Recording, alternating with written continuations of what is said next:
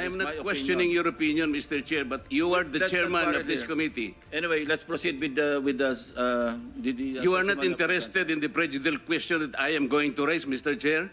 Go ahead, you raise your Kaya nga sinasabi ko sa inyo eh. You're An questioning my investigator, opinion. we are investigating. Away kagad tayo rito. Mr. Chair, we are still Hearing is suspended. investigating. Naagbangayan agad sina Blue Ribbon Committee Chairman Ping Lacson at Senator Rodante Marcoleta sa umpisa ng hearing sa maanumalyang flood control projects. Kinwestiyon ni Marcoleta ang pagbibigay ni Lacson ng opinyon sa mas karapat-dapat na maging state witness si dating DPWH Bulacan Assistant District Engineer Bryce Hernandez kaysa mag-asawang Curly at Sara Diskaya. Tanong ni Marcoleta, may karapatan daw ba ang chairman na gumawa ng ganitong desisyon? Tugon ni Lacson, personal opinion daw niya ito. Lalo silang nagkainitan ng suspendihin ng sesyon. Mr. Chair, the point is, an investigator cannot be judged at the same time. Do not judge. We are not judging. That's No, my opinion. ang importante rito is the objectivity, sinasabi ko na sa'yo eh. Are you trying to steal the show? No. I am raising prejudicial questions. Why are you so Then you should not protective of judge. the Discayas? Why are you so protective? I am not protecting them. Mabuti sinabi mo yan, Mr. Session is resumed. Sa pag-resume ng session, inirehistro pa rin ni Marcoleta ang kanyang pagtuton. Sinampahan ng reklamo sa House Ethics Committee si Ako Bicol Party List Representative Zaldico. Kaugnay ito sa aligasyong sangkot si Ko sa bilyong-bilyong pisong budget insertions noong chairperson pa siya ng Appropriations Committee sa 19th Congress. Ayon kay Navotas Representative Toby Tiangco, nagpapakita ng marangyang pamumuhay ang pamilya ni Ko kahit batay sa Code of Conduct ng mga nasa pamahalaan, dapat mamuhay sila ng simple. Dagdag ni Tiangco, sa datos ng DPWH napunta sa SunWest Incorporated ni Ko ang mahigit 86 billion pesos na infrastructure contracts mula 2016 hanggang July 2025. Halos kalahati ay nasa Bicol Region na balwarte ni Ko. Anya sa rules ng Kamara, bawal sa mga kongresista ang tumanggap ng anumang kompensasyon mula sa sino man. Censure, suspension o expulsion ang posibleng irekomendang parusa ng komite na pagtitibayan sa plenaryo. Sinisikap pa namin makuha ang reaksyon ni Ko na dati nang itinangging tumanggap siya ng kickback at iginiit na nag-divest na siya sa SunWest. Hindi pa rin matunton si Ko na pinauuwi na ng Kamara. Sa gitna ng investigasyon sa maanumalyang flood control projects, inaprobahan ng House Appropriations Committee ang panukalang 2026 national budget. 6.793 trillion pesos ang halaga ng isinusulong na pondo sa susunod na taon. Ni-realign ng 255 billion pesos na pondo sa flood control program ng DPWH sa iba't ibang ahensya, kasama ang paglalaan ng 60 billion pesos sa subsidy sa PhilHealth at dagdag pondo ng ibang social services. Pagtitiyak ni House Appropriations Committee Chair Nueva Ecija Representative Micaela Swansing, ang realignment ay batay sa huling hiling ng mga ahensya at hindi ng mga mambabatas. Kabi-kabila ang nawasak sa norte dahil sa ragasa ng super bagyong Nando. Nag-iwan ito ng di bababa sa 5 patay sa Cagayan at Benguet. May report si Nico Wahe. Halos lamunin ng Super Typhoon Nando ang Luzon base sa satellite video na ito. Ang mata ng bagyo di hamak na mas malaki pa sa tinumbok nito mga isla sa norte. Matinding hangin at ulan ang naranasan sa Basco, Batanes. Ngayong nakalabas na ng PAR ang bagyong Nando, nabatid ang pinsala nito. Wasak ang seawall na ito sa Uyugan, Batanes. Pati ang kalsada sa tabing dagat, di nakaligtas. Sa Kalayan, Cagayan, winasak ng bagyo ang ilang bahay. Nabuwal ang mga puno at nasira ang mga pananim at mga bangkang pangisda. Sa bayan ng Santa Ana, nagsimula ng magkumpuni at maglinis ang mga binagyo. Sa kasagsagan ng hagupit ni Nando, isang nakadaog na fishing vessel ang tumaob. Ginamitan na ng chainsaw ng Coast Guard ang ilalim ng bangka para mailigtas ang 13 crew nito. 4 ang kumpirmadong patay. 6 naman ang nakaligtas. Patuloy na hinahanap ang 3 pang nawawala. Pagkataob ng fishing vessel, marami sa mga crew ang pumunta sa engine room ng bangka para doon subukan makaligtas. Ilan nga sa mga namatay ay doon natagpuan. Landslide naman ang iniwan ng bagyo sa Tuba, Benguet. Wasak ang sasakyang ito na tinamaan ng guho. Naisugod sa ospital ang mga sakay nito na karamihan, mga senior citizen. Isang nasawi. Sa Santa Cruz, Zambales, halos hindi na maaninag ang mga tanim sa nalubog na palayang ito.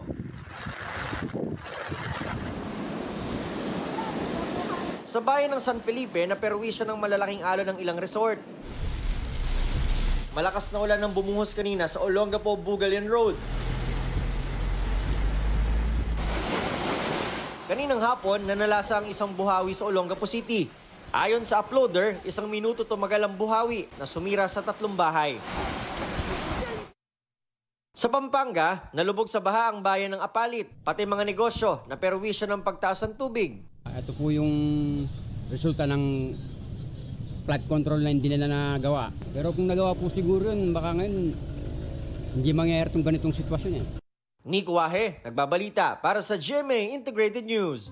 Sa pagalis ng Super Typhoon Nando sa Philippine Area of Responsibility, Tropical Depression Opong naman ang binabantayan ngayon. Huling namataan ng Pag-asa ang bagyo 980 kilometers silangan ng northeastern Mindanao. Wala pang nakataas sa wind signal sa anumang bahagi ng bansa.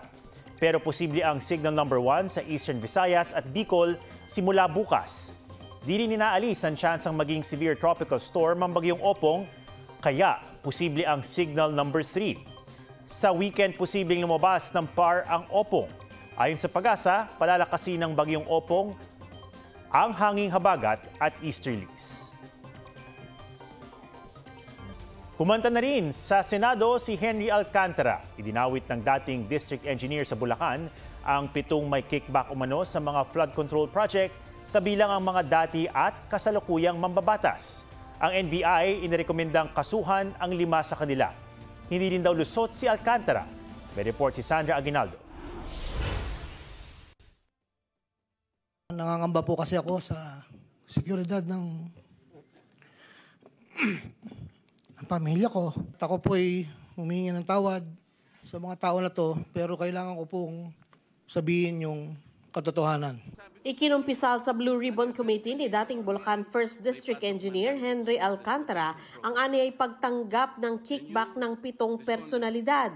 Ang isa si dating DPWH Undersecretary Roberto Bernardo na tumulong daw na maipasok siya sa Bulacan District Engineering Office noong 2019. 2022 umano nagsimulang magbaba ng pondo sa kanilang distrito sa Bernardo. Mula 350 million pesos noong 2022, lumobo ito ng 2.55 billion pesos ngayong 2025. Ang para sa proponent, 25% po at may advance ito na 5 to 15 na kalimitang hinihingi ni Yusek Bernardo kapag ganap na ang NEP. Samantala ang pondong na BICAM ay may advance payment na 5 to 10 na kalimitang hinihingi matapos ang deliberation ng BICAM at ang balansa ay babayaran pagbuo paglabas ng GAA. Sinusubukan pang makuha ang reaksyon ni Bernardo. Binanggit din ni Alcantara si Senador Joel Villanueva. 2022 raw nang humiling ang senador ng multipurpose building sa halagang 1.5 billion pesos. Pero 600 million lang ang napunduhan. Hindi alam ni Senator Joel na flood control ang mga proyektong nailan sa kanya dahil ang aking pagkakalam ay ayaw po ni Senator Joel ang project na flood control. Ayon kay Alcantara, dinala niya ang 150 million sa rest house ni Villanueva sa Bocaue, Bulacan at iniwan sa isang nagngangalang Peng na tauhan daw ni Villanueva. Sinabi ko kay Peng na pakibigay na lang kay boss, tulong lamang yan para sa future na plano niya. Hindi po nila alam na doon galing yon sa flood control. Matapos po na hindi na po kami nagkausap. Sa sesyon sa Senado, dumipensa si Villanueva. Mr. Alcantara said, hindi po ako nag-request ng kahit anong flood control project. Sinabi din po niya, wala po akong alam at hindi rin po ako kailanman sinabihan tungkol sa mga proyektong yan. Idinawit din ni Alcantara si dating Senador Bong Revilla. Ang GAA insertions ng 2024 na magkakalaga ng 100 million para kay Senator Bong Revilla na noon ay kumandidato bilang senador para sa 2025. Sinabihan ako ni Yusek Bernardo, Henry, kay Sed Bong yan, baka gusto mo tumulong sa kanya. Dagdagan mo ang proponent ko na bahala. Kaya po imbis na 25 ay naging 30. Yun po ay ayon kay Yusek Bernardo. Never ko pong nakakausap si Senator Bong Revilla. Sa isang pahayag, itinanggi ni Revilla ang alegasyon. Wala raw siyang kinalaman dito. Salaysay pa ni Alcantara, 2024 din umano na ikamada ang 7 proyekto para kay Senador Jinggoy Estrada. Tinanong ako ni Yusek Bernardo kung mayroon pa akong gustong lagyan at mayroon pang available na 355 si SJE. Ayon po kay Yusek Bernardo. Sabi ko po, boss, meron naman. Sagot ni Yusek Bernardo sa akin na ipasok ko agad sa kanyang listahan ng oras na yon. Wala po akong direktang transaksyon o direktang pakipag-ugnayan kay Senator Jinggoy. Tumugon dyan si Estrada sa Senate session. I am more than ready to dismantle the baseless lies being peddled in the Blue Ribbon Committee. Come hell or high water. Si Representative Zaldico na dating House Appropriations Committee Chairman, naging tagapagtaguyod naman daw ng mga proyekto sa Bulacan 1st District ayon kay Alcantara. Ang pambayad para kay Kong Saldi ay nanggaling sa mga advances mula sa kontratista pero hindi na alam ng mga kontratista kung para kanino advance na yon. Ang bulto-bultong pera sa larawang ito kung saan makikita rin si Alcantara para raw lahat kay Ko. Aabot daw yan sa mahigit 1 bilyong piso. Hindi rin daw isang bagsakan ng bayad kay Ko at karaniwang hinahatid nila ang pera sa isang hotel o sa bahay nito. May isa o 2 beses na dinala ko sa parking lot ng Shangri-La Hotel, Bonifacio Global City. Ang porsyento ni Kong Saldi. Paminsan-minsan man, inahatid ko ito sa kanyang bahay sa Street,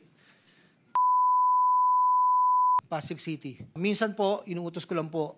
Minsan po, ako po ang nagbababa. May tao lang pong tatanggap. Tapos po, iiwalan ko na po. Tingin ko po, bilyon po yun. Bilyon? Opo. Saan nyo sinakay yung bilyon?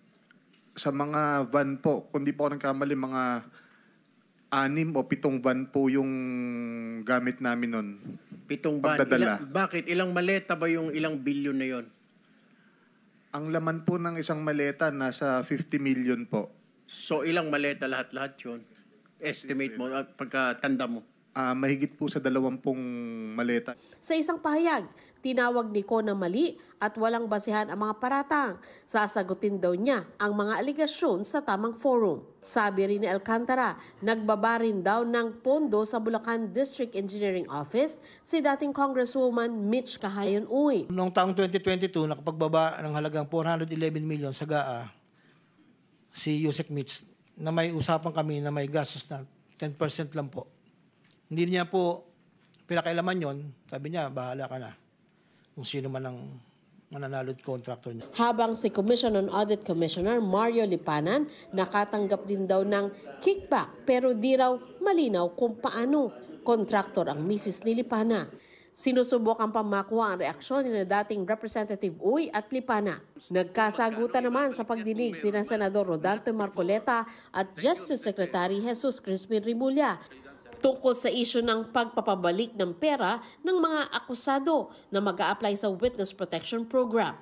Giit kasi ni Marcoleta, wala ito sa batas. Are you amending the provision of the No, law? sir. No, sir. But that is how we run the Witness Protection Program. Mula sa Senado, isinama ni Justice Secretary Jesus Crispin Rimulya sa DOJ si Alcantara para i-evaluate ang kanyang affidavit. Sa pagbabalik, sabi ni Rimulya, inirekomenda ng NBI ang paghahain ng kasong indirect bribery at malversation of funds laban kina Alcantara, Villanueva, Estrada, Co, Bernardo at Cahayon. The NBI would be investigating it, and on the outset, they recommended the filing of charges already. So we treated this already as a complaint with the NBI as the endorsing agency.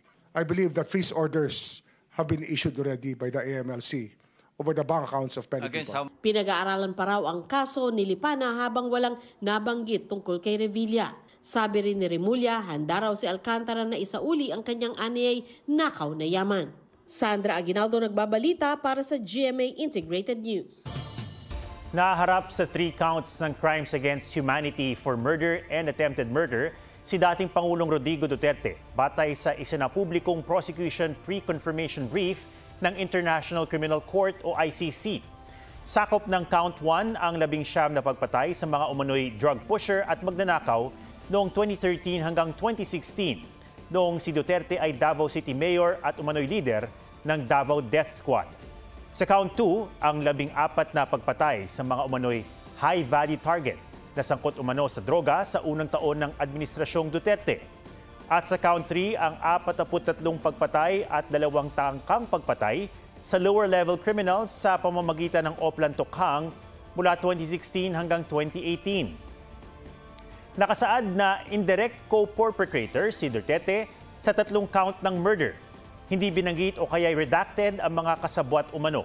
Pero may lumusot na De La Rosa na nangakong agad ipapatupad ang pinalawak na drug campaign ng Davao City. Sabi niya umano, kung may manlaban ay gaganti ang pulis. At kung walang manlaban, ipilitin nilang manlaban ang mga ito. Lumabas din ng isang agire na nagsabi umanong papatayin ng mga drug lord. Ang Justice Secretary noon ni Duterte na si Vitaliano Aguirre II, itinangging sinabi niya ang mga ito. Hinding-hindi raw niya isusulong ang extrajudicial killings. Sinusubukan pa namin makuha ang panig ni dating PNP Chief at ngayon Senator Bato de la Rosa at ang kampo ni Duterte.